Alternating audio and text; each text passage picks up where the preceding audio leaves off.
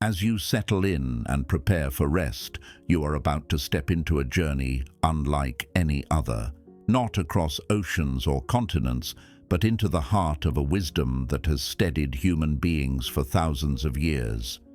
The old philosophers taught that the restless and uncertain mind can find peace when it begins to see life not as chaos, but as a tapestry of meaning woven by causes, choices, and character.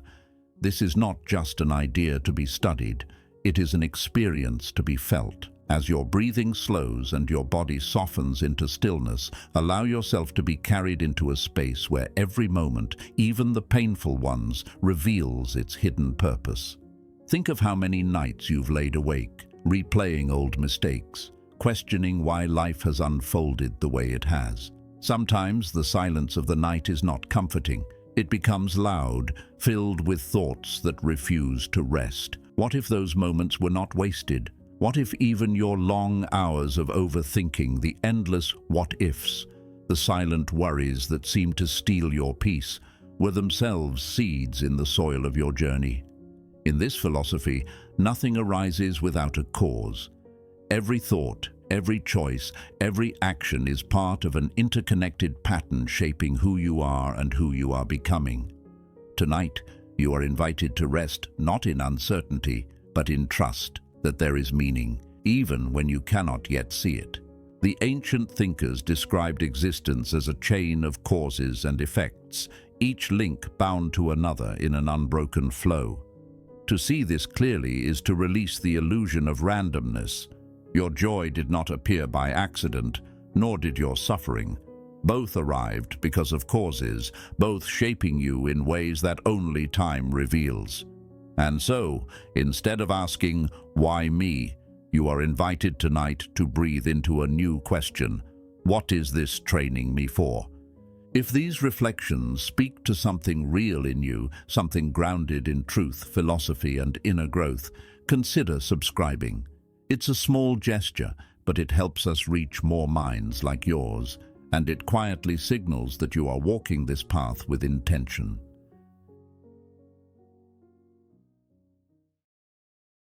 Have you ever noticed how suffering often arrives like an uninvited guest? Sudden, heavy, disruptive. A relationship ending without warning. A dream collapsing just as you reached for it. A loved one's absence cuts deeper than you thought you could endure. These questions can weigh on the heart. Why do decent people suffer, while those who act carelessly seem to prosper? The old philosophers did not ignore these questions. They leaned into them, teaching that the answers are not found in despair, but in understanding. They saw that all things, every joy, every pain, every change, arise from causes and conditions. Nothing is random, nothing is wasted, nothing happens without leaving an imprint. Breathe slowly now, and imagine yourself waking at dawn in a quiet stone courtyard high on a hillside overlooking an ancient city. The air is crisp, touched with pine and distant smoke. Mist moves through the valleys like a living breath, and the earth beneath your feet feels cool, grounding you. An old teacher sits before you, his presence calm yet strong, as if he has carried both storms and sunlight within his heart. His cloak is simple, his posture unshaken. He does not offer you easy comfort. Instead, he offers a question, spoken slowly as though it carries the weight of centuries. What if I told you that nothing in your life has ever been meaningless? The mistakes, the heartbreaks, the losses, they are not punishments, they are not accidents, they are seeds, seeds planted in the soil of your life, waiting to grow into wisdom. Some seeds sprout quickly, others take years buried beneath the surface before the season comes. But nothing has been wasted. You are reminded that we are shaped by how we meet what happens to us. When you pause to look back, you may notice how even the hardest moments in your past shaped your present. A failure that forced you to change direction, a loss that deepened your compassion, a disappointment that created space for something new. At the time, they seemed unbearable, almost unfair, Yet looking closely, you see how each moment was part of a pattern you could not yet recognize. Think of a river flowing down a mountainside. The water never looks the same, never rests in one place, and yet it always moves in harmony with gravity, earth, and time. Your life, too, is like that river. Some days it rushes forward with unstoppable energy. Other days it trickles, almost disappearing between stones. But every bend, every rock, every current has its reason. The Stoics spoke of a universe bound together by cause and effect, by a rational order they called nature or logos. Nothing stands completely alone. Every experience is shaped by countless conditions, just as every drop of water is shaped by the riverbed beneath it. The teacher before you lifts his gaze toward the horizon, where the first rays of sun spread gold across the mist. He reminds you that consequences are not a system of punishment or reward, as they are often misunderstood. They are simply the natural unfolding of cause and effect. Drop a pebble into still water and ripples spread outward. Sometimes they reach the shore quickly, sometimes they travel far before returning. Your actions too send ripples into the world. Some consequences appear instantly, while others take years to unfold. But nothing disappears. Nothing is ever without effect. Perhaps this is why life feels so mysterious. We see only fragments of the web of causes. We feel pain without always knowing its root. We experience joy without always understanding what brought it.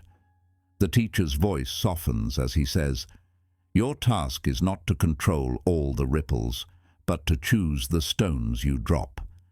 These words free you from fear. If you helped shape your present through past choices, you can also shape a new future through the choices you make today. You realize that this truth is not a burden, but an invitation. You are not helpless in the face of life. You are a partner in it. The morning light deepens, spilling into the courtyard, and suddenly you feel the weight of your own story. The rejections, the betrayals, the moments when life seemed cruel, they return to mind. But instead of cutting into you as before, they appear as teachers. Like stones smoothed by the river's current, your rough edges have been shaped by time and friction. You remember the words of Marcus Aurelius, "The impediment to action advances action. What stands in the way becomes the way." Even the obstacles have been guiding you forward. Now, imagine the teacher serving you a simple meal, just bread, olives, and water. At first it feels ordinary, almost too plain. But when he invites you to look deeper, you begin to notice the hidden story in each bite. The sun that nourished the grain, the rain that fell from clouds thousands of miles away, the farmer's hands that tended the field, the countless unseen people who played a part in bringing this food to your plate. Suddenly, what felt simple becomes extraordinary. This is attention, seeing that everything, even the smallest detail, is the result of countless causes. If you could see the significance of a single moment clearly, your whole life would change. And here, in this humble meal, you begin to sense that. Nothing is ordinary. Every detail carries meaning. Every moment is connected to the next in an unbroken thread of causes and conditions. As the day stretches on in the courtyard, you realize something profound. All your life you have been searching for answers in the wrong place. You thought the question was, why me? But the real question is, what is this shaping in me?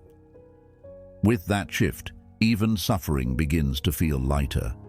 It is no longer a punishment to endure, but a lesson to receive. The teacher rises, his steps slow and steady across the stone floor. His eyes rest on you with quiet compassion, and his words linger in your heart. Everything happens through cause and effect. Not because the universe wishes to punish or reward you, but because life is a web of events, each moment shaping the next. Trust this, and you will no longer see yourself as a victim of chance, but as a participant in the great unfolding of life. The teacher's words linger in your heart like an echo in the mountains. Everything happens through cause and effect. Yet as you sit quietly in the courtyard, you can feel your own doubt rising. You remember moments when life felt unbearably unfair, times when you gave kindness and received silence in return, times when you tried your best only to fail, times when you loved deeply only to be left behind. Your eyes fall to the ground, to the cracks in the stone pathway beneath you, and you whisper to yourself, "But why does it hurt so much? If everything has meaning, why is the lesson wrapped in so much pain?" The teacher seems to hear the unspoken question in your silence. He walks slowly toward a nearby pool. Its surface is perfectly still, reflecting the blue of the sky. From his cloak he lifts a small stone and lets it fall into the water.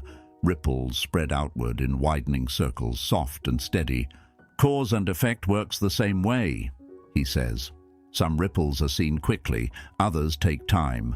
Some reach the shore within moments, others travel across seasons or across lifetimes of habit and character.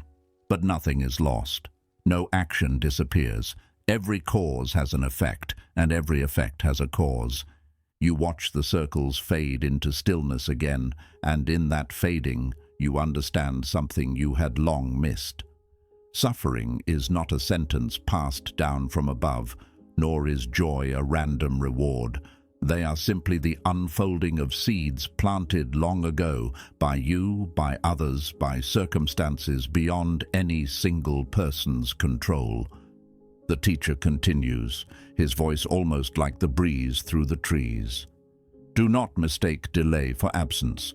Just because you do not see the fruit yet does not mean the seed will not grow. Every word, every thought, every action plants something. The only question is what kind of garden you are tending." These words remind you that small choices matter. Tiny acts of bitterness, repeated often, harden the heart. Tiny acts of kindness, repeated often, reshape it. Drops of water will eventually fill a jar, so too will daily habits, good or bad, fill a life. As you rise and walk with the teacher through the garden, you notice how carefully each tree has been shaped. A gardener tends to a small, ancient tree that has been growing for decades, trimming, guiding, shaping with patience. The teacher places a pair of shears in your hand and points to a branch. "Cut here," he says softly. Your hand hesitates. The tree is so delicate, so carefully shaped. What if you make a mistake? What if you ruin what has taken years to grow? Yet slowly, with trembling fingers, you cut the branch. The teacher nods, smiling. Even hesitation has its lesson. Even fear has its purpose. Mistakes are not wasted. They shape you just as much as your successes do. You realize then that your entire life has been like this tree, shaped not only by your triumphs, but also by your mistakes, by your delays, by your fears. Each one has left a mark, carving something deeper into your character, and suddenly you see nothing has been wasted. Have you ever noticed how the most difficult experiences carve the deepest wisdom into your heart? The heartbreak that once felt unbearable, but later taught you to love with greater depth. The failure that felt humiliating, but became the very force that redirected your life. The disappointment that seemed cruel, but quietly saved you from greater harm. One Stoic thinker wrote that what stands in the way becomes the way. In that spirit, you begin to understand suffering is not here to break you, it is here to shape you. Think of a stone resting in a river. At first it was sharp, jagged, rough, but the current flows over it day after day, year after year, until slowly the stone becomes smooth, polished, not because the river was gentle, but because it was constant. Suffering works in the same way. It wears away illusions, pride, and fear. What feels like erosion is often refinement. What feels like damage may actually be the process of revealing something truer, something more resilient within you. The sun begins to set in the courtyard, casting long, golden light across the stones. Lamps are lit. their glow soft against the deepening sky. Students walk quietly, their steps unhurried, their cloaks whispering against the floor. In this atmosphere, you realize something you have long forgotten. Stillness itself can heal. You sit with them in the hall, and the air becomes heavy with silence. Only your breathing remains, steady, rhythmic, alive. Thoughts rise and fall like clouds drifting across the sky, and you remember the teacher's words. Your thoughts are not who you are. They are the weather passing through the sky of your mind. As the silence deepens, you begin to notice the space between your thoughts. For the first time in a long time, you feel that suffering is not endless. It has shape, it has rhythm, it comes and it goes, like everything else. The teacher beside you whispers, "Peace does not come from controlling the world, it comes from understanding it." And in that moment, you realize the truth. Freedom does not mean escaping difficulty. Freedom does not mean life will finally go your way. Freedom is found in how you meet each moment. It is the steadiness of mind that neither clings tightly to joy nor collapses under pain. It is the balance that allows you to stand steady even when storms arrive. The philosophers called this balance living in accordance with nature, neither drowning in indulgence nor collapsing in denial, but walking the path of understanding. The night has fully arrived. Lamps sway softly in the breeze, their light flickering against the old stone walls. The silence is deep, yet it does not feel empty.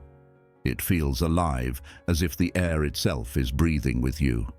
You sit quietly, your body settled, your mind softer than before, and you notice something you had overlooked all along. Peace is not something to be found tomorrow. It is already here, hidden in the present, waiting for you to notice.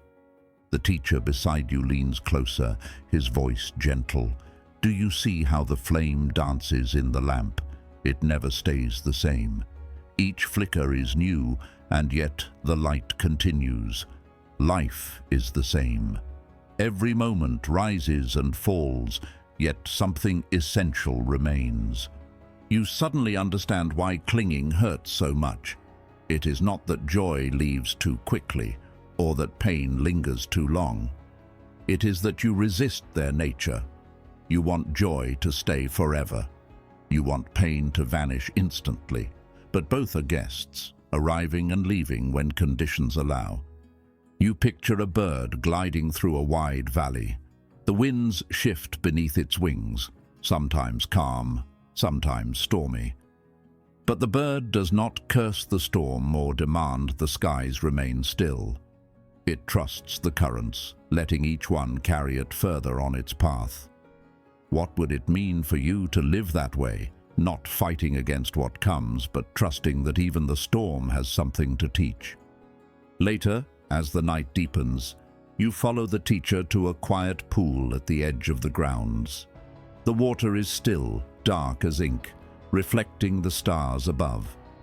Growing from the muddy edges is a single flower, opening itself to the night. The teacher gestures toward it and says, "This is your life. The mud is not your enemy. It is your nourishment. Without struggle, there is no strength. Without darkness, there is no contrast for light. Without difficulty, there is no growth." You look at the flower and realize your suffering has not been wasted. The heartbreaks, the failures, the nights you thought you would never endure, they were not detours. They were the soil from which your growth would bloom. The flower is not beautiful in spite of the mud, it is beautiful because of it. Another thinker once wrote that no tree can grow to heaven unless its roots reach down to the depths. And in this moment you see clearly what that means.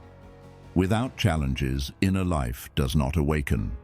Without difficulty, the heart does not deepen. It is through the mud of life that wisdom is born. The teacher bends down, touching the water's surface, and ripples move outward once again. "Do not fear the mud," he whispers. "Do not despise your struggles. They are shaping you, preparing you, guiding you toward clarity. Trust the process, even when it hurts. As you walk back toward the hall, the stars are bright above you, scattered across the night sky like endless lamps.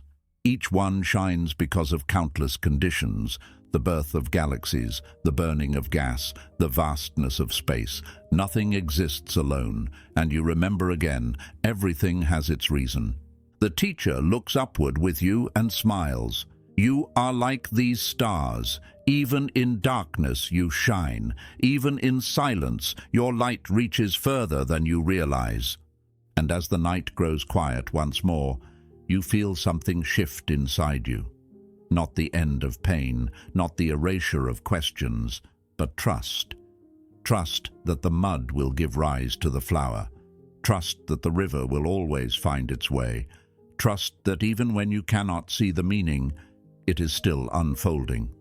The hall is silent again, filled only with the soft rhythm of breath. You close your eyes, and the teacher's words echo faintly. Do not fear the mud. For a moment you think about all the mud in your own life. The heaviness of regrets, the sting of losses, the sharp edges of disappointment. And yet, as the silence deepens, something remarkable happens. The weight feels less like a chain and more like a teacher. Letting go does not mean abandoning what mattered. It means loosening your grip on what no longer serves you. You think back to the times you held on tightly, to a relationship that had ended, to a dream that no longer fit the person you were becoming, to anger that burned longer than it should have. Holding on felt like control, but in truth, it was resistance. It was standing in the river, demanding the current stop. And the river, patient and strong, kept flowing anyway. The teacher speaks softly. When you let go, you are not losing. You are making space. Space for new beginnings, space for peace, space for freedom. His voice is calm, but it cuts through like light breaking a storm. You picture a hand clutching a rope. The tighter it pulls, the deeper the burn. And yet, the moment the hand releases, the pain begins to heal. Letting go is not weakness, it is wisdom. It is the recognition that life moves whether you resist it or not, and peace is found not in clinging, but in trust. As you sit with this, the sound of a bell echoes across the grounds. It is time for the evening meal. Once again, students gather around simple bowls of food. Nothing extravagant, but everything offered with deep care. Before anyone takes a bite, they bow their heads in gratitude. Gratitude for the rain, the soil, the sun. Gratitude for the hands that grew the food, for the effort that carried it here, for the moment that allows it to be shared. You realize that gratitude is not something reserved for grand victories. It is hidden in the ordinary, waiting to be uncovered. A breath that fills your lungs, a cup of water quenching your thirst, the simple comfort of resting your body on the ground. Each one is proof that you are supported by life in ways you rarely notice. A modern teacher once said, "Walk as if you are kissing the earth with your feet." As you hear the quiet thanks spoken before the meal, you understand the spirit of these words. Gratitude turns every step, every bite, every breath into a miracle. It transforms the ordinary into the sacred. After the meal, you return to the garden, where lamps glow softly against the night. The teacher pauses by the shaped tree once again, and he points to the branches guided carefully over many years. Balance, he says. This is the heart of steadiness, to bend without breaking, to grow without clinging, to remain rooted even as the seasons change. Balance does not mean becoming cold or distant. It does not mean ignoring pain or pretending joy doesn't matter. It means standing steady in the middle of both, like a tree rooted deeply in the earth. The winds may come, the storms may rage, the blossoms may fall, but the tree remains. One ancient writer advised developing a mind like the earth itself, where both pleasant and unpleasant can fall without shaking it. Imagine living like that, untouched by the extremes of gain and loss, success and failure, praise and blame. not indifferent but free, not numb but balanced. And suddenly you understand. Peace is not found by avoiding the storm. It is found by learning to be calm within it. This steadiness is not escape. It is mastery. It is the quiet power to remain whole, no matter what arrives. As you stand there, the night air cool and gentle, you feel it within you. A balance you had forgotten, a steadiness you did not know you carried. And in that balance, a truth settles deeply. Everything that has happened has been training, shaping you for this quiet strength. The garden is quiet now, the lamps glowing faintly as if they too are meditating. The teacher walks slowly, each step deliberate, as though the earth itself deserves reverence. You follow in silence, and soon he stops beside a still pond. The moon reflects gently on its surface, perfect and unbroken, until he picks up a small stone and drops it into the water. Ripples spread outward, each ring touching the next, until they reach the farthest edge. This, he says softly, is cause and consequence. It is not thunder striking from the heavens, not a hidden judge keeping score, not punishment handed down by some unseen hand. It is simply action and result, ripples spreading through the vast pond of life. Sometimes the ripples return quickly, almost instantly. Sometimes they take years to travel back, but nothing is ever lost. Nothing disappears. You think of the choices you've made, some wise, some careless. A word spoken in kindness that lifted someone's spirit. A harsh sentence that cut deeper than you meant. A promise broken, a hand extended. Each one a pebble dropped into the water. Each one sending ripples into the lives of others, and eventually back to your own. The teacher turns to you with a gentle smile. This is why the ancients warned us not to dismiss even small actions as harmless. Drops of water fill a jar. Each choice matters.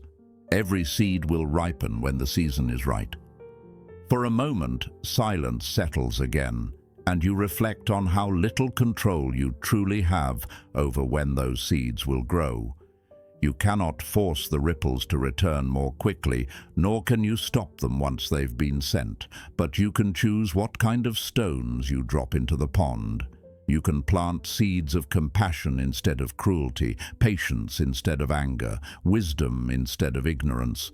Still, you cannot help but wonder, why does kindness sometimes go unanswered?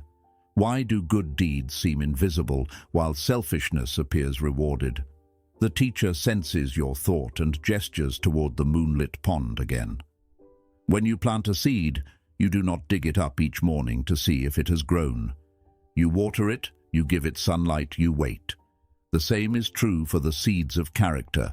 The result may rest beneath the soil for a long time, but in the right season, it will bloom. You breathe deeply, letting the metaphor take root. How many times had you rushed life, demanding quick returns? How often have you doubted the value of patience, of trust, of quiet persistence? But here, in the stillness of the night, you see clearly, transformation takes time. Growth cannot be forced. The teacher lifts his gaze toward the sky, where countless stars shine across the darkness. Everything is connected, he says. Every star you see is part of the same universe that holds you. The air you breathe has passed through countless lungs before yours.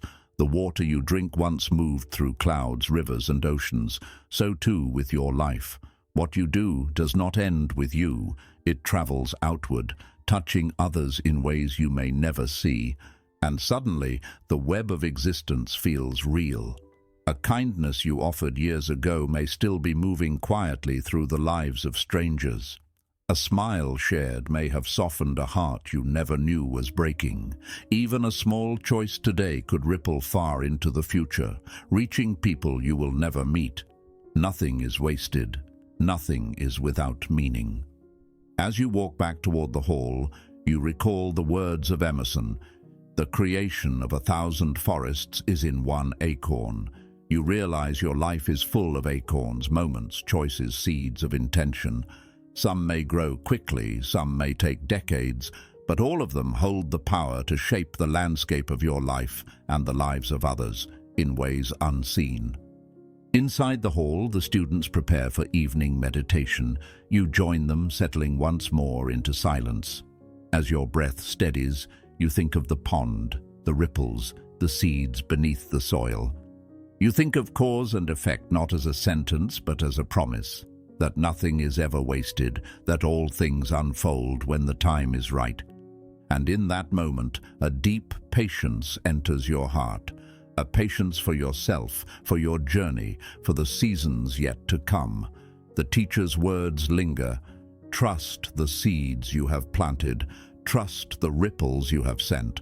Trust that even when you cannot see it, life is working with you, not against you. The night deepens and the hall grows still. The chants fade into silence, leaving only the soft sound of wind brushing against wooden beams. You sit quietly, your breath slow, your body relaxed, and yet your mind begins to wander again. It drifts to the past. Moments you wish you could change, words you wish you had spoken, choices you wish you had avoided. Then it leaps into the future, worries of what might come, fears of what you cannot control. The teacher sitting beside you opens his eyes as though sensing your unease. He speaks softly, almost like a whisper. The past is gone. The future has not yet come. The present is all you truly have. You close your eyes, letting his words sink in.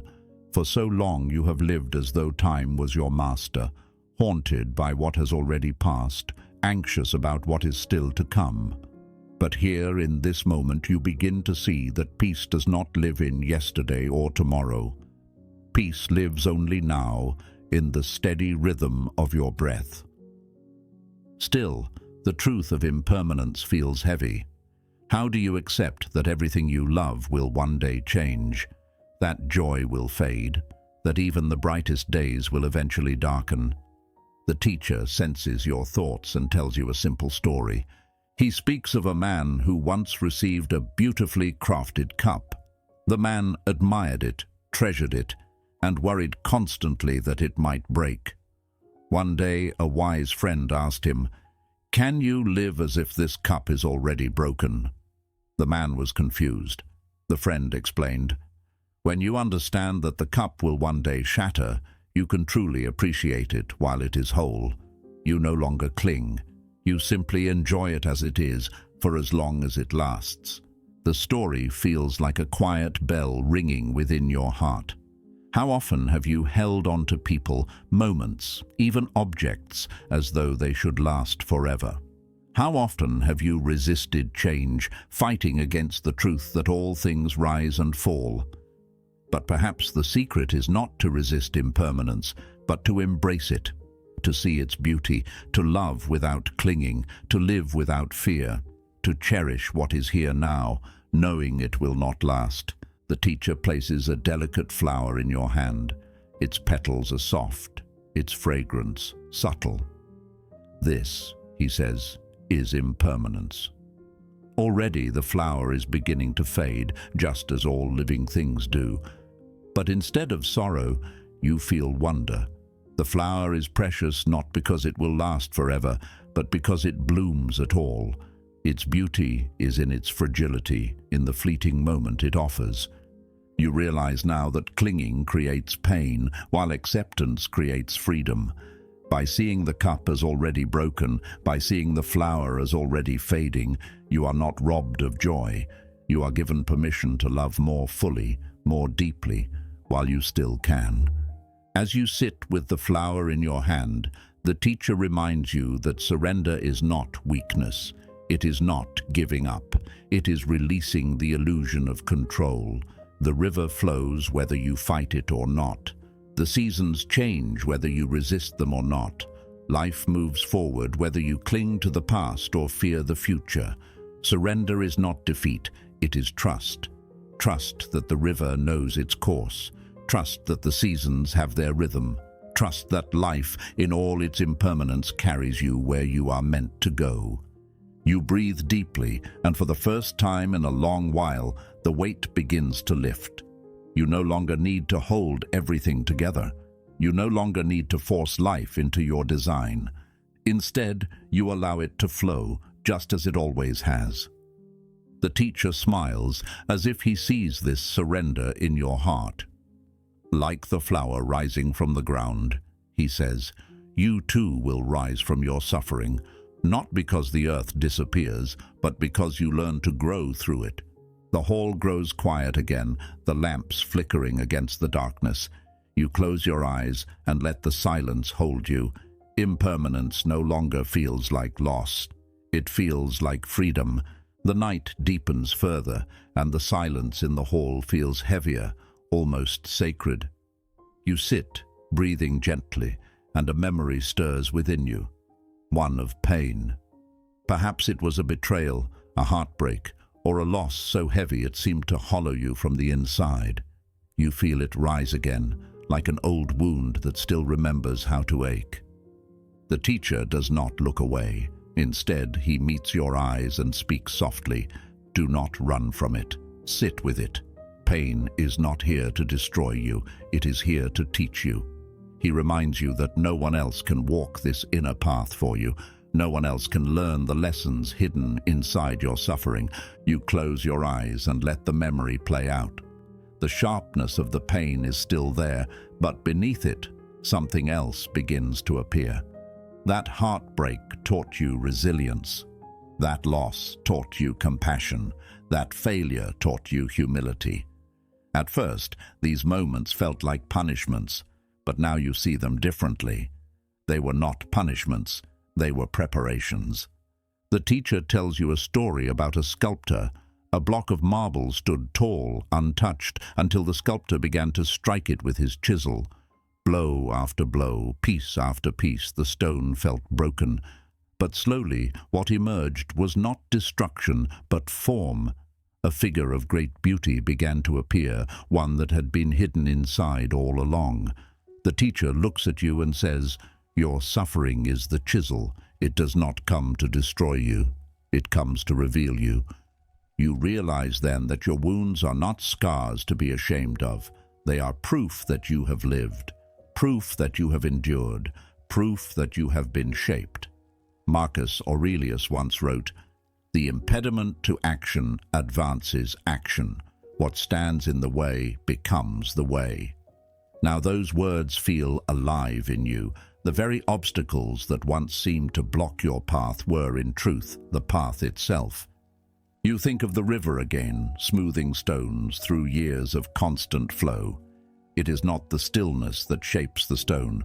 It is the friction, the resistance, the ceaseless movement of water against rock. In the same way, it is not ease that shapes you most deeply, but struggle. What once felt like erosion is, in truth, refinement. The teacher leads you outside into the cool night air. Above, the sky is alive with stars, countless points of light scattered across infinite darkness. He tells you, without the night, the stars cannot shine. And suddenly you see, your suffering has always been the dark sky, your wisdom, your compassion, your strength. These are the stars that shine because of it. Your joy is deeper now because of what you've endured. Your ability to appreciate peace, to taste freedom, comes from knowing what it is like to feel trapped. The contrast is not cruelty, it is teaching. As you stand beneath the stars, you feel a shift within. Your wounds do not need to close before you can walk forward. They walk with you, but no longer as chains. They walk as teachers, as guides, as reminders that even the hardest seasons carried meaning. And now, for the first time, you begin to trust, not only in joy, but in suffering too. Not because it is pleasant, but because it has always shaped you, refined you, and guided you closer to wisdom. The night has grown quiet, almost as if the earth itself has slowed to listen. You sit in the hall, your breath steady, your mind softening. For so long you believed that strength was found in control. controlling your future, controlling your emotions, even trying to control the people around you. But here, in the silence, you begin to see that real strength is not about control at all. It is about acceptance. You let this insight echo inside you. How often have you searched outside yourself for peace, only to find it fleeting? A new possession, a new relationship, a new achievement, each one promised fulfillment, but soon slipped through your hands. And now, sitting here, you realize why. Nothing outside of you can bring lasting peace. It is only in accepting what is, in surrendering to the present moment, that peace becomes real. Acceptance does not mean resignation. It does not mean giving up. It means seeing things clearly without distortion. It means letting life be what it is instead of endlessly fighting to make it what it isn't. When sorrow arrives, acceptance whispers, "This too has something to show me." When joy comes, acceptance says, "Cherish this, but do not cling." It is the middle way between forcing and fleeing. You close your eyes, and the silence deepens. In that stillness, you feel a strength you had overlooked before, not the strength of force, but the strength of calm. Stillness has a power that movement cannot match. Like a mountain unmoved by storms, stillness gives you a foundation no wind can carry away. You realize that it is not always action that changes the world. Sometimes it is presence. The presence of a calm mind, the presence of a heart that does not resist. As this understanding grows, you remember the flower blooming in muddy water. The mud did not prevent the flower from rising, it nourished it. Without the mud, the flower could not exist. Your pain, too, has been the soil for your awakening. It has given roots to your compassion, petals to your wisdom. You smile softly, knowing that what once felt like darkness was always preparing you for light. The teacher's voice drifts through the hall. Letting go is the path to freedom. His words stir something deep inside you. How long have you carried the weight of old regrets, old wounds, old fears? How many nights have you replayed conversations, clung to outcomes, or wished to rewrite the past? But holding on has never given you peace. It has only bound you tighter. You feel the truth of this now. To let go is not to lose. It is to free yourself, to free your heart from carrying burdens that were never meant to be carried forever, to free your mind from the endless loops of what if and if only. Letting go is not the end of the story. It is the beginning of freedom. You inhale deeply, as if drawing in courage, and exhale slowly, as if releasing years of hidden weight. With every breath, the body grows lighter. With every exhale, something old slips away: fear, regret, disappointment. You realize you do not need to hold on so tightly. Life carries itself. The river flows without your command. The seasons turn without your permission. And you too are carried always by forces larger than you. Acceptance is no longer an idea. It is a feeling. It is the quiet strength that comes when you stop fighting life and start trusting it. Stillness is no longer emptiness. It is presence, full and alive. Letting go is no longer a loss. It is freedom, pure and vast. The teacher bows his head slightly, and you sense the lesson is not in words anymore. It is in the silence itself. A silence that says, you are already free if you choose to let yourself be. The lamps in the hall cast a soft glow on the stone walls, shadows flickering like whispers of forgotten stories. You sit quietly, the air still and heavy with incense. There is a thought pressing in your mind, one you have carried for years. What if life is unfair? What if all my struggles have no meaning at all? The teacher seems to read your heart and smiles gently. He kneels beside a small pond, its surface like glass under the moonlight. With a single hand, he picks up a stone and drops it into the water. Ripples move outward, touching the far edges of the pond. This, he says, is your life in motion. You watch the ripples spread. Some reach the shore quickly, others take longer. Some circle back, intersecting with one another, weaving patterns too complex to follow. The teacher continues, every action, every word, every thought is a stone dropped into the great pond of life. Some effects you see immediately, some take years, some return when you least expect them, but none are lost. You reflect on how many times you thought a kind word was forgotten, only to discover later that it touched someone deeply, or how a careless act created pain you never intended. Cause and effect is not punishment, nor reward. It is simply the way the world works, unfolding across time. You realize now that much of your suffering came not from life itself, but from your impatience. You wanted answers now. You wanted fairness now.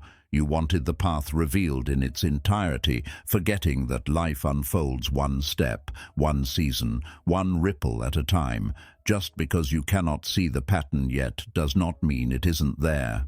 The teacher's voice lowers, as if speaking a secret carried through centuries. Trust the ripples. Trust that nothing is wasted. Trust that even what you cannot see is guiding you.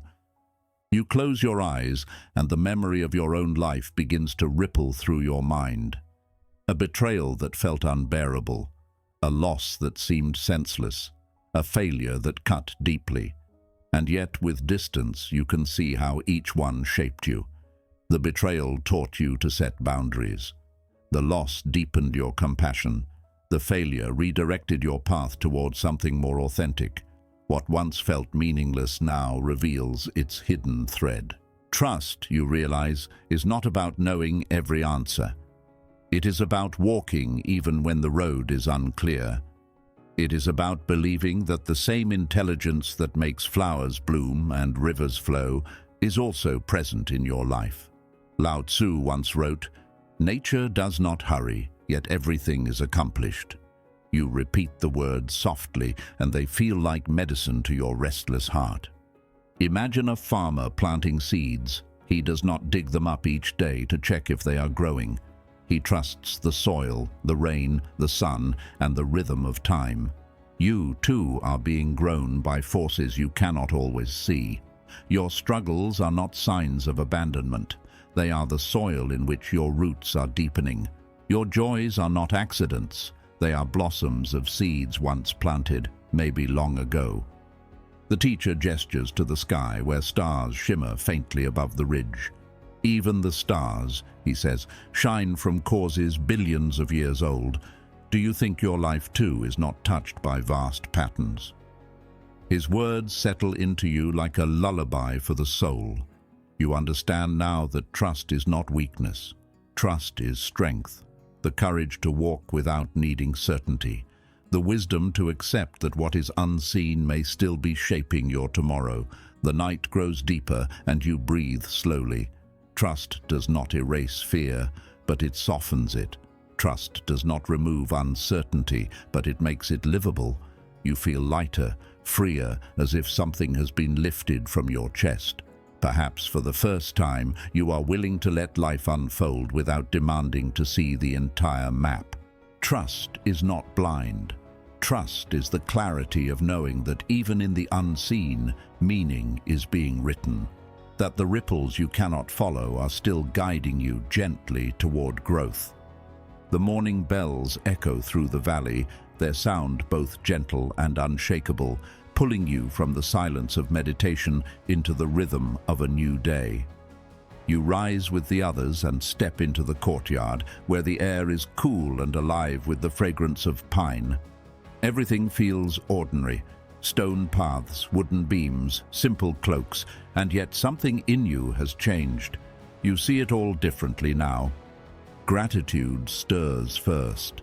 It is subtle, like a whisper at the edge of your mind. You feel grateful not because life is perfect, but because you finally see how even its imperfections are part of a greater whole. You remember the advice to rise and be thankful, for if you didn't learn a lot today, at least you learned a little. Gratitude is no longer something you practice only when things go your way. It becomes a lens through which every moment feels like a gift. You watch a student sweeping the courtyard. His movements are steady, his face serene. He does not rush, nor does he resist the dust returning with each breeze. His task is simple, yet his heart is at peace. This is inner balance, the ability to remain centered whether joy or sorrow, gain or loss, praise or blame appear. A mind that cannot be shaken easily is a mind that cannot be enslaved. And you begin to see how freedom arises from this balance. Freedom is not having everything you want. Freedom is not a life without struggle. Freedom is the ability to meet struggle without losing yourself. Freedom is the space between experience and reaction, where you can choose understanding over anger, compassion over bitterness, patience over despair. Imagine walking down a busy street in the city. Someone shouts at you in frustration. Once, you would have carried that anger with you all day, letting it poison your peace. But now you remember, their shout is a ripple of causes you cannot see, born of their own pain, their own struggles. You do not have to absorb it. You can let it pass, like a cloud drifting across the sky. This is not indifference, it is freedom. Or think of the moments when your plans collapse, when the job is lost or the opportunity fades. Before, you would have fought reality, clinging to what was no longer possible. But now you see that every ending is also a beginning. Like the river, life is always moving, always flowing. You no longer demand that the current turn where you wish. It is enough to let it carry you. Marcus Aurelius wrote, "You have power over your mind, not outside events. Realize this and you will find strength." The Stoic emperor and the philosophers before him spoke the same truth. Freedom is born in the mind. And when the mind is free, no circumstance can truly bind you. You return to the hall as voices rise in a low, steady chant. They do not demand anything of the world. They offer reverence to its unfolding. You close your eyes and join your breath to theirs, and for the first time, you feel that life is not against you. It is with you. The hardships you feared, the changes you resisted, the wounds you carried, they were not punishments, they were teachers. They shaped you into the very person now able to sit here breathing in peace. Gratitude fills you like sunlight. Balance steadies you like roots deep in the earth. Freedom lifts you like wings into the open sky. These are not things to chase. They awaken when you stop clinging, when you trust that everything, even this moment, is part of your training. As evening comes again, the sky softens into shades of amber and violet. The day is ending, but inside you, something feels as if it is only beginning. You sit quietly in the hall, the voices fading into silence, and you find yourself reflecting on the hardest parts of your life. The losses that once broke you, the betrayals that left you questioning your worth, the failures that felt like the end of everything. And yet, here you are. You survived them. More than that, you were shaped by them. The cracks you once cursed are the very places where wisdom has entered. Pain, you begin to see, is certain, but how long we suffer is shaped by how we meet that pain. Think of a wound. Left untended, it festers, but cleaned and cared for, it heals, leaving a scar that tells a story. Your suffering has been no different. When resisted, it became poison, but when understood, it became medicine. The teacher beside you leans forward and whispers, "The fire that burns also forges," and you realize the truth. Your suffering was not only something to endure, it was a forge, shaping your strength, purifying your compassion, refining your heart. You think back to the river, smoothing stones over years of unceasing flow. The stone does not resist the water, it does not cry out against its erosion. And yet, through the endless shaping, it becomes polished, beautiful, enduring. Could it be that your suffering has been doing the same? quietly shaping you, making you smoother, clearer, and more true to your essence. A student enters the hall carrying a lamp. Its flame glows against the darkness, steady and unwavering. He sets it before a simple statue of a thinker, deep in contemplation, and you feel its warmth. Fire destroys, but it also illuminates. Fire consumes, but it also gives light. Your suffering, too, has been both destroyer and teacher. It burned away illusions you once clung to. It revealed truths you had avoided. And in the end, it gave light, showing you who you are when everything else is stripped away. And in that moment you finally understand. It is in the nature of things to change. Suffering was never a punishment. It was a passage. It was life teaching you to let go of what cannot stay so that you could discover what cannot be taken from you, your awareness, your compassion, your capacity to love even when the world feels unkind. Now, as night deepens, you bow gently to your suffering, not as an enemy, but as a guide. It was the alchemy of your life, turning wounds into wisdom, turning endings into beginnings, turning the fragile human heart into a vessel of understanding. The night air grows cooler, carrying with it the scent of pine and earth after a long day of reflection. You sit quietly, the lamps flickering against the stone walls, and you begin to notice something new rising in your heart. It is soft, yet powerful, gentle, yet vast. It is compassion, not the kind you forced, not pity dressed as kindness, but a compassion born directly from your own suffering. For so long you may have judged yourself for hurting, for breaking, for not being strong enough. Yet now you see that even those moments were part of your path. As you soften toward yourself, forgiveness begins to take root. And in that same breath, you feel the capacity to soften toward others, their anger, their mistakes, their unkindness. Perhaps these too have grown from wounds you cannot see.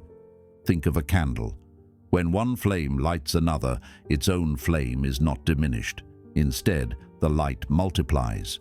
Your suffering has been the spark that lit the flame of understanding, and that flame now has the power to ignite compassion for everyone you meet.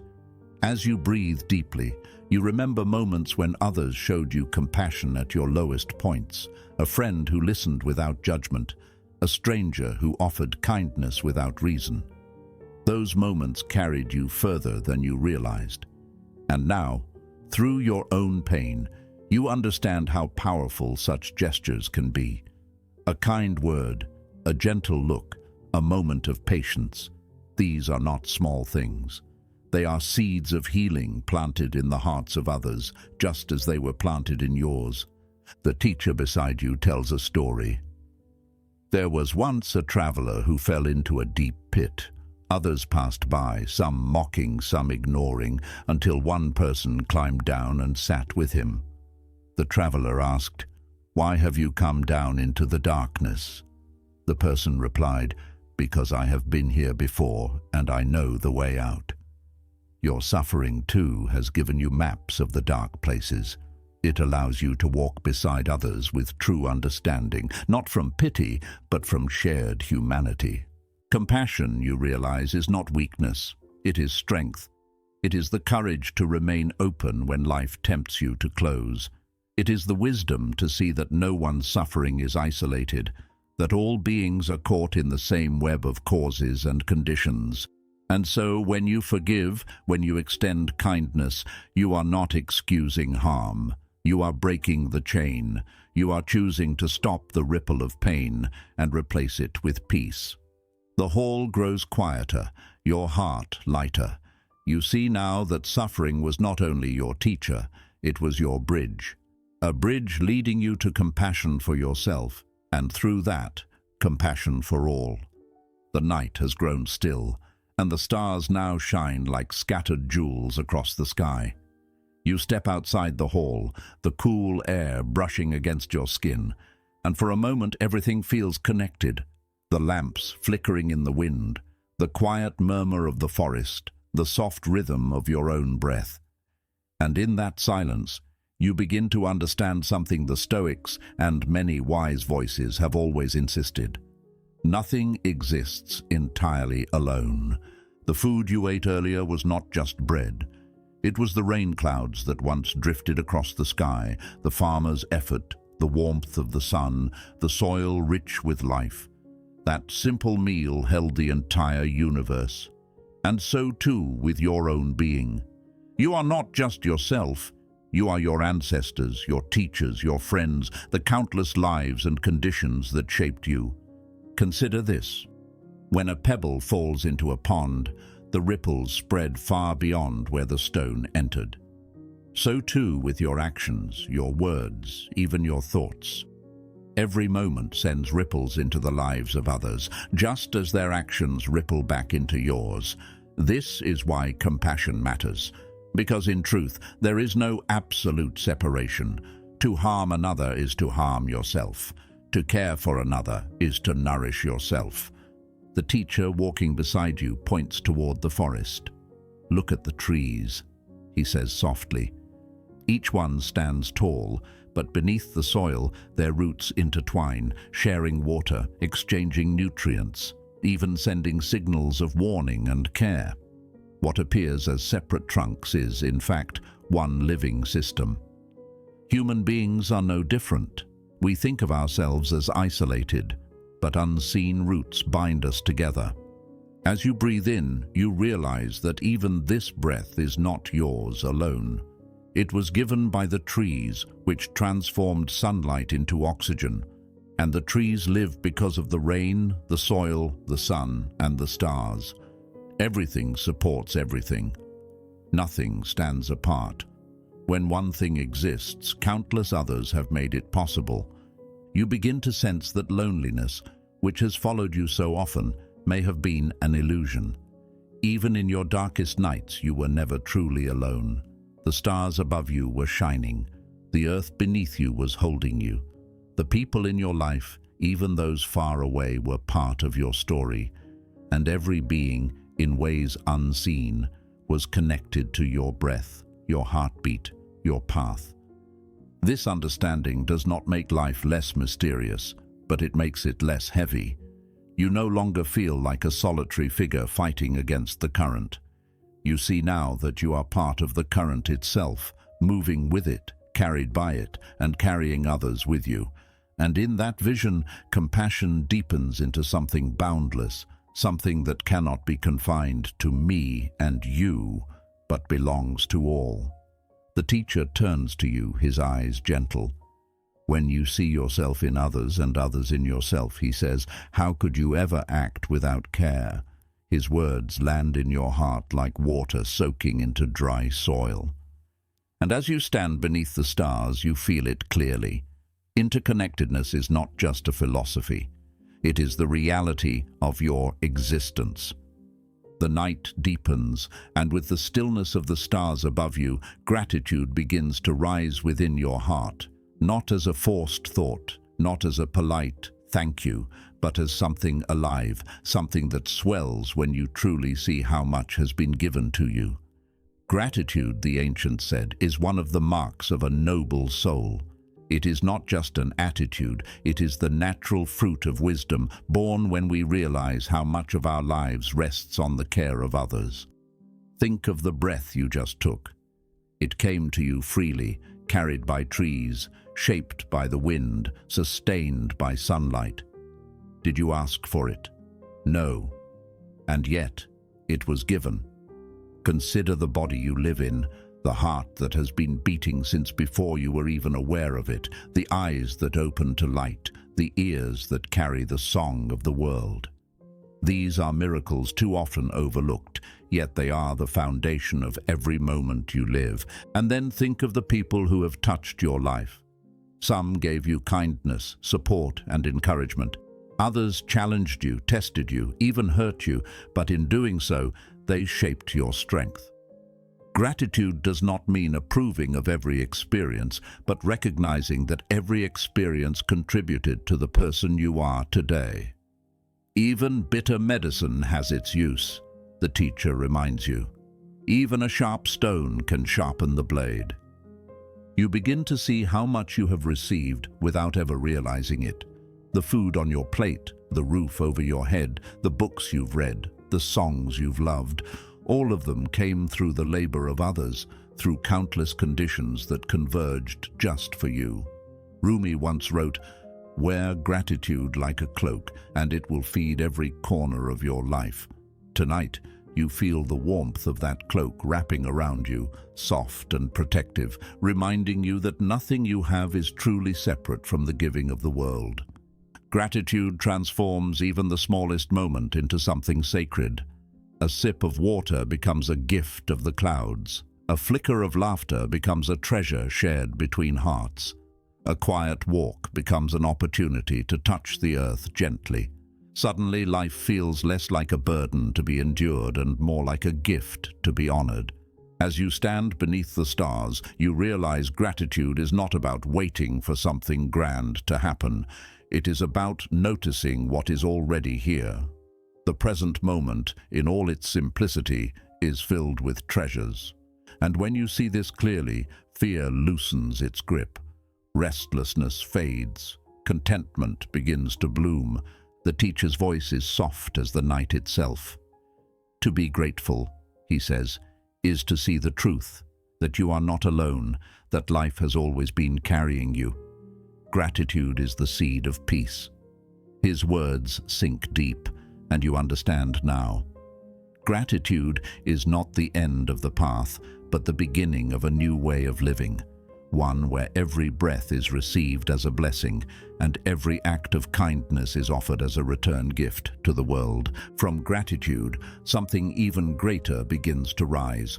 When the heart sees clearly how much has been given, it can no longer remain closed. It begins to overflow, not only with thankfulness, but with love. A love that is not bound by possession, not limited by condition, but open, free, and vast. Imagine sitting quietly in the garden. The lamps flicker, the crickets sing, and the stillness feels like a gentle embrace. The teacher beside you closes his eyes and silently wishes, "May you be safe, may you grow, may you find ease." At first, you think he is speaking only to you, but then you realize he is offering these wishes to the whole world. His intention, like a prayer carried by the wind, reaches beyond walls, beyond borders, beyond time itself. This kind of goodwill begins within. You place a hand over your heart and whisper the same wish. May I be safe. May I grow. May I find ease. These are not selfish words. They acknowledge that your own healing, your own peace, is the foundation from which you can give to others. Just as a lamp must be lit before it can share light, your heart must be cared for before it can radiate care. Then, like ripples spreading outward, you extend this wish to others. First to those you love, friends, family, teachers, those who have been kind to you. May you be safe. May you grow. May you find ease. You can almost feel their presence, as if your heart is touching theirs across distance. Then gently, you send these wishes to those you feel neutral about. Strangers you pass on the street, people whose names you will never know, yet who share the same struggles, the same longing for peace. May you be safe. May you grow. May you find ease. Finally, with courage, you extend this kindness even to those who have hurt you. This is not to excuse their actions, nor to erase the pain they caused. It is to free yourself from hatred, to recognize that they too are caught in their own struggles, their own confusion. May you be safe. May you grow. May you find ease. In this moment, you feel what the wisest have always known. Hostility does not end hostility. Only understanding can break the chain. Goodwill does not erase suffering, but it transforms how you carry it. Instead of closing in on yourself, you open. Instead of tightening around anger, you soften, and with each breath, your heart becomes like the sky, spacious enough to hold storms without breaking, wide enough to carry both sunlight and shadow. As the teacher concludes the exercise, he reminds you, When love expands without measure, peace follows without effort. You open your eyes and notice the night feels different. The same stars shine, the same crickets sing, but now everything seems connected, held together by the thread of compassion that stretches from your heart into the heart of the world. From the gentle bloom of goodwill, a deeper strength begins to rise. Gratitude softens the heart, kindness opens it, and then compassion gives it courage. Compassion is not pity, nor is it weakness. It is the quiet bravery of looking suffering in the eyes, your own and that of others, and choosing not to run. Picture yourself sitting again in the garden. The lamps flicker low, and the teacher places a small candle in your hands. The flame is delicate, trembling in the evening air, yet it holds its place. This, he says, is compassion, a steady flame in the winds of life, not to erase suffering, but to bring light into it. You think of your own pain, the regrets, the losses, the rejections that once felt unbearable. Instead of pushing them away, you imagine holding them as you would hold a child, gently, without judgment. This is compassion, not pretending you are unbroken, but allowing your tenderness to be part of your strength. And then compassion expands outward. You see the faces of others, friends, strangers, even those who have hurt you, each one carrying hidden battles, each one longing to be free from pain. The teacher whispers, compassion does not ask why they suffer. Compassion simply says, I am here with you. In that moment, you realize the greatest gift is not fixing others, but being willing to stand with them, to bear witness to their journey without turning away. Something shifts when compassion takes root. Suffering no longer feels like meaningless cruelty. It becomes a bridge. Your wounds connect you to the wounds of others. Your healing becomes their healing too. What once felt like isolation becomes belonging. What once felt like a burden becomes a purpose. Each act of kindness, each moment of presence, each choice to remain open in the face of pain weaves meaning into life. And with that, you feel it again.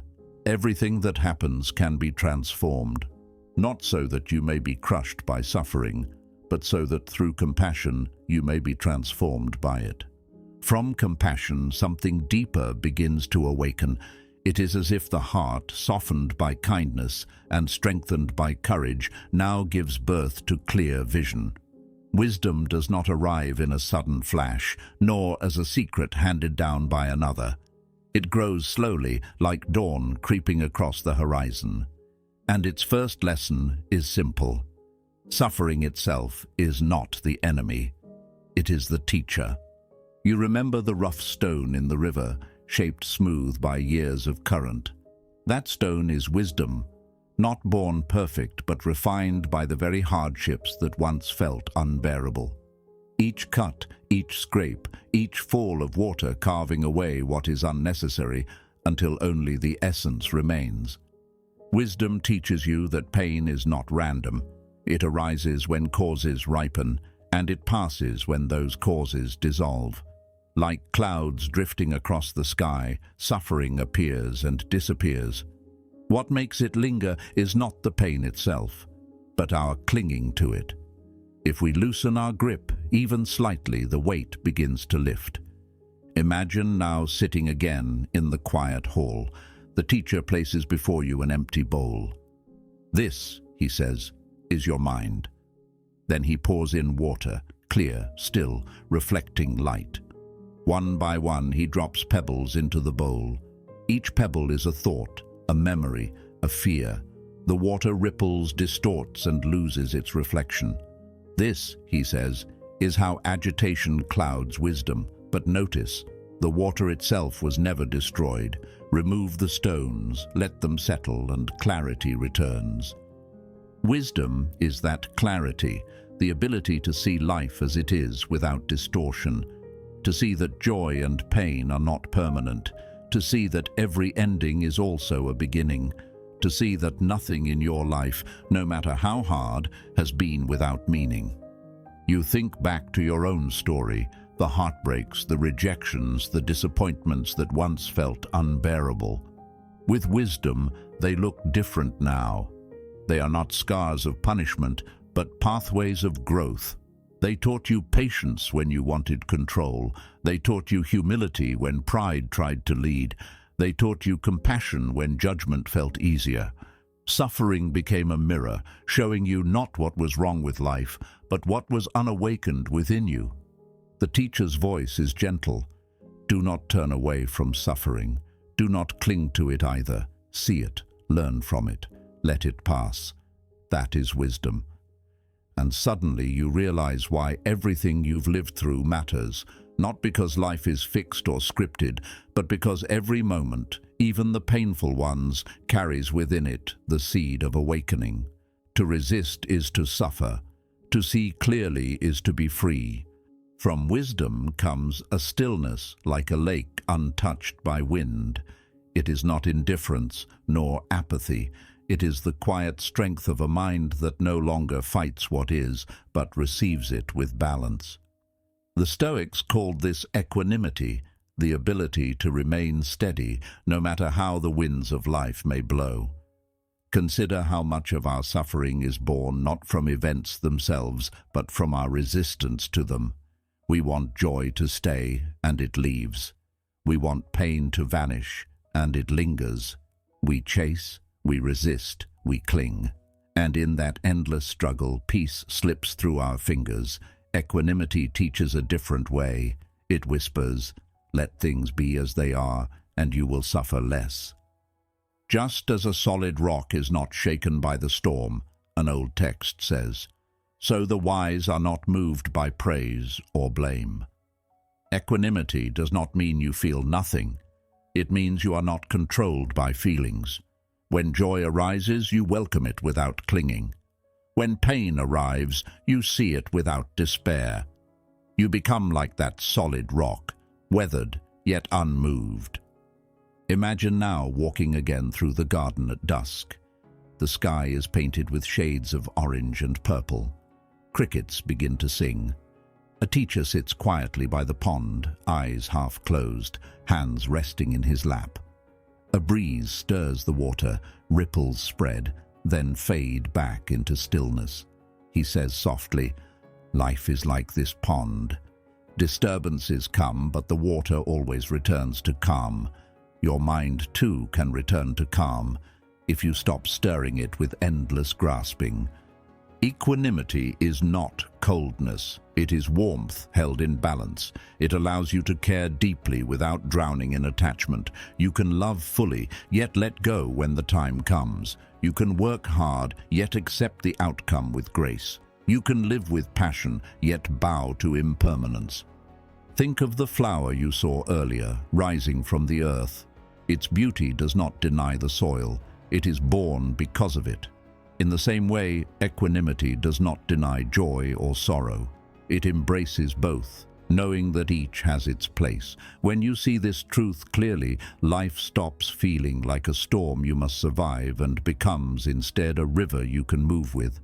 Now, as night deepens around the courtyard, you feel the weight of the day dissolve. The voices of doubt grow quiet. The ache of clinging loosens its grip. You realize that acceptance is not giving up. It is setting yourself free. To live with equanimity is to live with freedom. When the heart learns to rest in equanimity, something even deeper becomes possible. Trust in the larger order of things. Not a blind trust that denies reality, but the kind of trust that grows when you see how every thread of your life, even the painful ones, has been woven into a greater tapestry. Trust is the soft surrender that whispers, I do not need to see the whole path to take the next step. It is the flame of the inner life. It is what keeps us moving even when the night feels dark. It is what reminds us that storms do not last forever, and that even in the mud, something is quietly preparing to bloom. Think of the seasons. Winter feels endless, yet beneath the frozen earth, seeds are quietly preparing for spring. Summer blazes brightly, only to fade into autumn's calm. Nothing stays, nothing is wasted. Trust means you no longer demand the season to change on your command. You allow it to unfold, knowing it will in its time. The teacher in the garden tells you a story. Once, a farmer planted a seed, he begins. Every day he dug in the soil looking for growth, but the seed withered, never given time to take root. Another farmer planted the same seed, but simply watered it and trusted the sun. In time, the sprout broke through, then grew tall, then bore fruit. Trust does not mean inaction. It means giving life the space to ripen at its own pace. You recall the river once more, flowing endlessly down the mountain. It does not rush to meet the sea, nor resist the bends in its path. It simply moves, always forward, guided by conditions greater than itself. Trust feels like that river. It teaches you to stop grasping at certainty and instead flow with the unknown, knowing the current will carry you where you are meant to be. As you reflect, you notice how trust softens fear. Fear shrinks your world, insisting you control every outcome. Trust expands it, reminding you that not every answer is needed now. It allows you to live with openness, to welcome the mystery without demanding it reveal itself all at once. With this trust, even your unanswered questions feel lighter, no longer burdens, but companions walking beside you until their time to unfold arrives. As night wraps around the courtyard, the lamps glow softly against the dark. The wind shifts, carrying the scent of pine and earth. You breathe deeply, and in that breath, you sense it. You are held. Not by chance, not by chaos, but by the simple, mysterious law of cause and effect flowing endlessly, carrying you forward. And you realize you no longer need to resist it. You can trust the unfolding. There comes a moment when trust grows so deep that it no longer demands explanations. It no longer bargains with life, asking for guarantees. Instead, it bows quietly, not in defeat, but in surrender. This surrender is not weakness. It is the highest form of strength. It is the strength to release control, to stop grasping at outcomes, and to rest in the mystery of existence. Peace, you now see, comes from within. When you stop wrestling with what is, the mind loosens its grip, and suddenly, the stillness you've been seeking reveals itself. Peace was never far away. It was only hidden beneath resistance. Imagine holding a rope in a game of tug-of-war. The harder you pull, the tighter the tension, the deeper the struggle. But the moment you let go, the rope falls and the struggle dissolves into nothing. Life is much the same. We suffer not because of what is happening, but because of how tightly we cling to it. When you surrender, the weight you've been dragging suddenly feels lighter, as if it was never yours to carry. The teacher sits beside you in the quiet hall and whispers, "Let go, not because you are giving up, but because you are finally choosing to live." His words ripple through you, soft but powerful. You realize that surrender is not about abandoning your path. It is about walking it without resistance. It is about moving with life instead of against it, trusting that even the unknown has its place. Think of the flower once more. It does not fight the soil. It rises through it, nourished by the very darkness that surrounds it. Or imagine the hawk gliding effortlessly in the wind, not flapping wildly in fear, but opening its wings in full trust of the air beneath it. This is surrender. Not passivity, but harmony. Not escape, but alignment.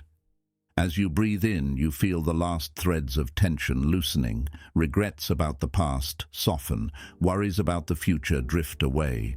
What remains is only now, this moment, this breath, this silence. And in this space, peace emerges like dawn breaking through the night. The lamplight flickers gently, shadows dancing on ancient walls. The wind grows still, and in that stillness your heart finally rests. You are no longer clinging, no longer resisting. You are simply here. And in being here fully and completely, you find the peace you have been seeking all along. Tonight, you have walked through rivers and hills, through the silence of the hall and the story of the flower rising from the mud. You have seen how even the sharpest pains can become teachers, how even the darkest nights give birth to dawn. Slowly, gently, you have remembered what was always true, that nothing in your life has been wasted. Every step, every mistake, every heartbreak, every joy, it has all been part of the unfolding of your journey. The words of the old philosophers echo softly now. All things arise and pass away, but the wise learn to move with this, not against it. The moments you feared would break you have instead shaped you. The losses you thought you could never endure have deepened your compassion. The detours you resented have led you to hidden blessings. Everything, without exception, has carried you closer to understanding. Now, as your body sinks into rest, let the last threads of doubt dissolve. There is nothing more you need to fight against, nothing more you need to hold on to. Life has been carrying you all along, like a river guiding a leaf. Trust that it will continue to carry you, even as you drift into sleep. Trust that you are exactly where you are meant to be. Breathe deeply and let gratitude soften your heart. Gratitude for the pain that made you wiser, for the joy that made you lighter, for the ordinary moments that made you whole. In this gratitude, peace arises naturally, quiet, unshakable, infinite. You are not separate from life's great web. You are a thread within it, woven with purpose, glowing with meaning. And as you drift into dreams, let this truth be your companion. Everything can serve a purpose, not as punishment, not as a reward, but as part of the endless unfolding of existence, training your mind, tempering your character, and opening your heart. Rest in that truth. Rest in that peace. Rest in the quiet order of nature itself. If these reflections have touched something within you, something that longs for peace, for wisdom, for a deeper way of living, consider subscribing. It is more than a button to click. It is a way of saying yes to your own growth, yes to walking this path with intention. A small gesture, but one that helps us share this philosophy with more hearts like yours. Together we walk the journey, not alone, but as part of the same great unfolding. Thank you for being part of Psychresto Mind.